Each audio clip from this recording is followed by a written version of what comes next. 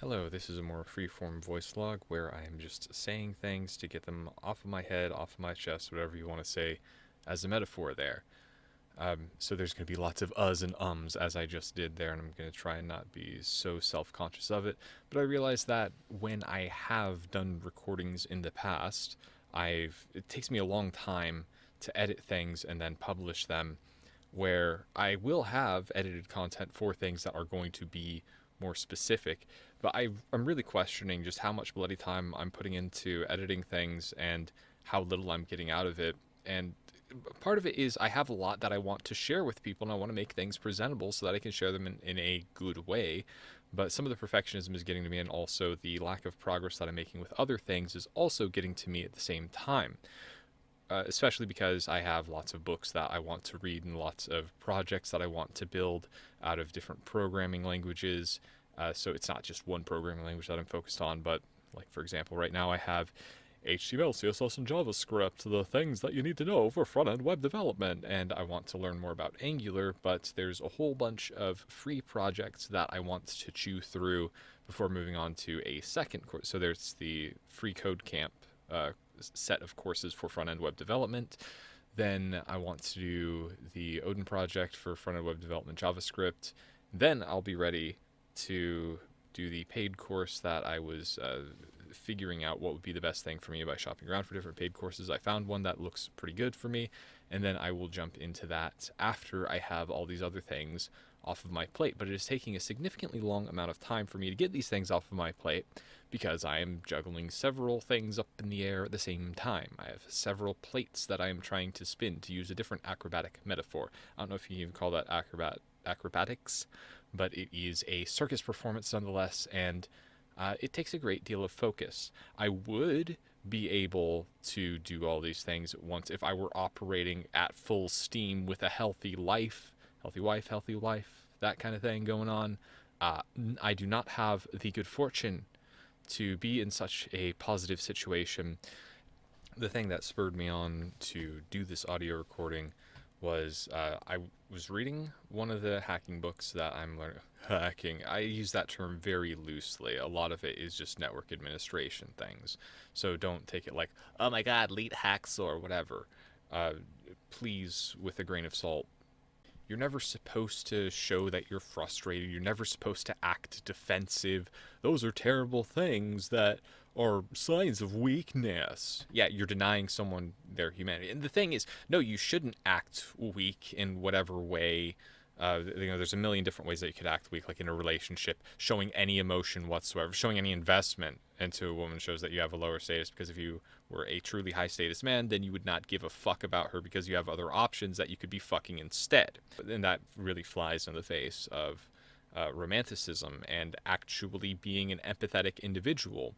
But there's also cultural influences on, like, not having a long life history strategy. What the fuck is it called?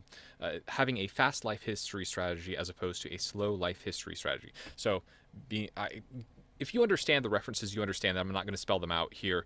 People do stupid things thinking for the short term. And it's discussing how ubiquitous that is across culture and how that flies against the nature of someone who is more slow paced and cares about the long term. I do not belong in this society. And further extending upon that, it's like the emotions that I feel are not validated. And oh my god, needing emotional validation, that's so weak or whatever. I'm saying this in the broad sense. Discard all bullshit attached with the neediness around emotional validation. As part of a human experience, being a fucking human being, you need emotional validation, not just emotional validation, you need social validation that what you are doing is the right thing, or that what. Even then, it's not just validation. Fuck, how do I even explain this? If you are significantly suffering and you go up to someone and say, look, things aren't so great with me. Someone asks, like, hey, man, you're not looking so great. And you actually admit, yeah, my life is kind of fucked right now. Then, if the other person actually cares about you, then you have a real relationship there. If the other person is like, fuck, nobody wants to hear about that shit, why are you being a Debbie Downer or some fuckery like that, they're not a real friend. And this is why I don't have there's many reasons why I don't have strong relationships in life. And well, you just need to play along with the game. And then what's the fucking point of having relationships that are just fair weather friends or are just fake to begin with? That's dishonest. A relationship built upon dishonesty is you're just lying.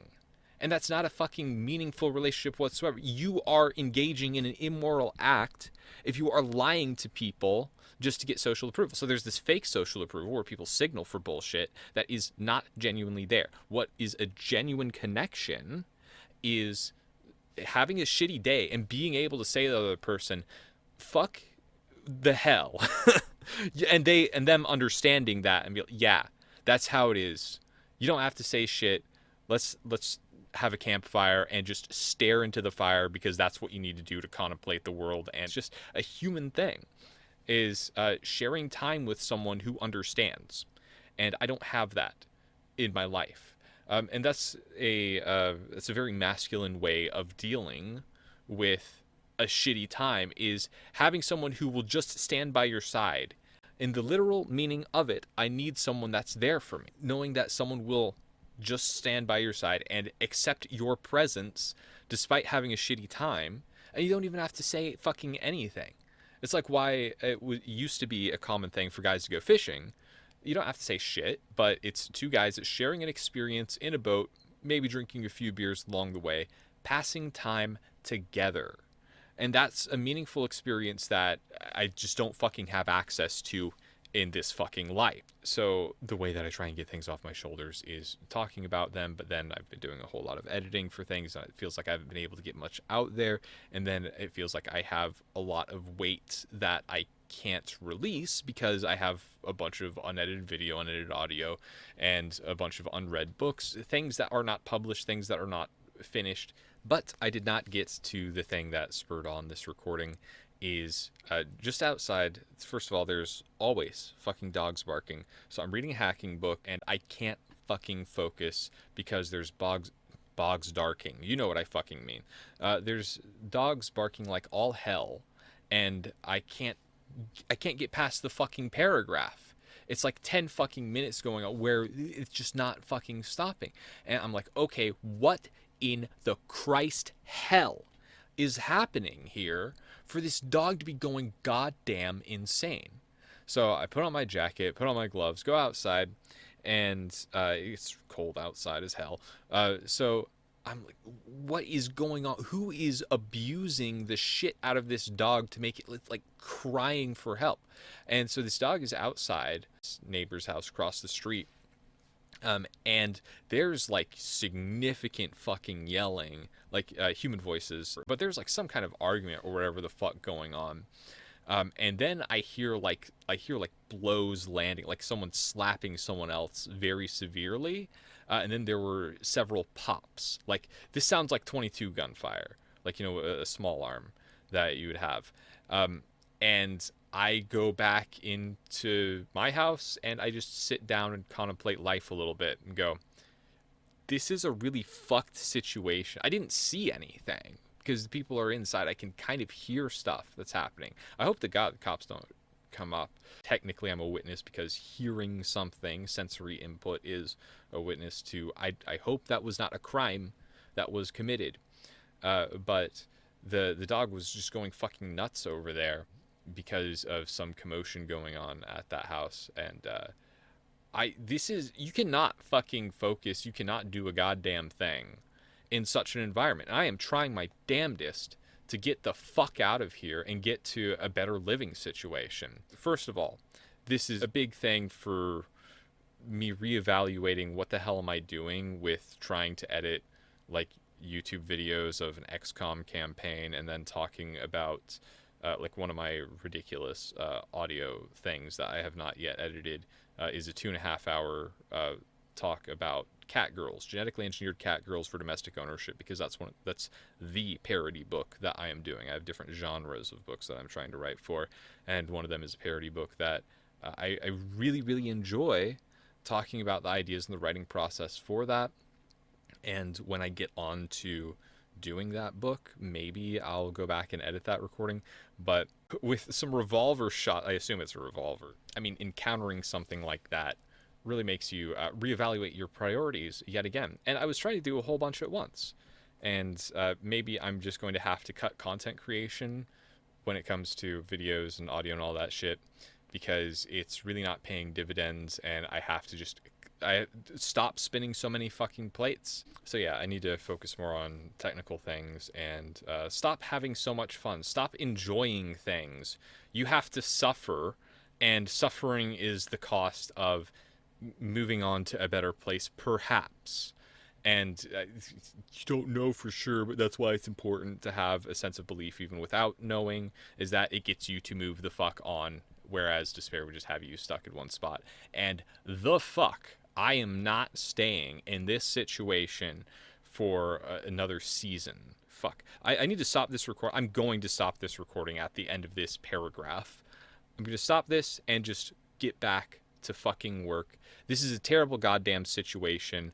I am in significant pain. I'm constantly distracted. I feel like I'm not able to accomplish goddamn anything because of these constant feelings of threat that even spill over into fucking over my ability to communicate properly. So this is the end of the paragraph, and I am done with this recording, going back to work. Thank you for listening. This is off the cuff, off my chest. Yeah, goodbye.